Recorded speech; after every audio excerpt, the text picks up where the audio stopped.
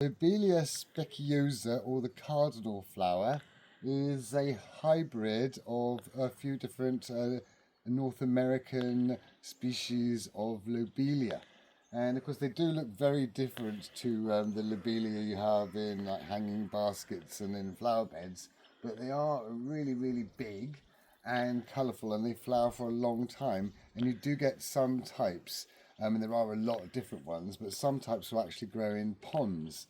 Now they are said to be fully hardy. I would think maybe they're not all that hardy, but they are really, really nice big flowers. And you can see when you look at the flowers, and just imagine that much smaller and blue, and they just look like the same shape as the trailing lobelias that you get in a hanging basket, but they're just so different.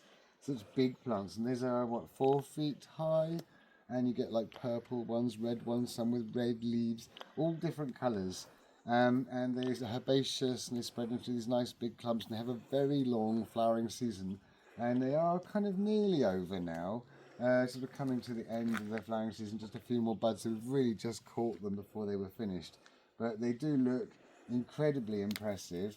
And I suppose they like sun or semi-shade. Some were a bit damp, and of course, yeah, you do get some types that will actually grow in sort of bogs and ponds and things, but apparently not all of them.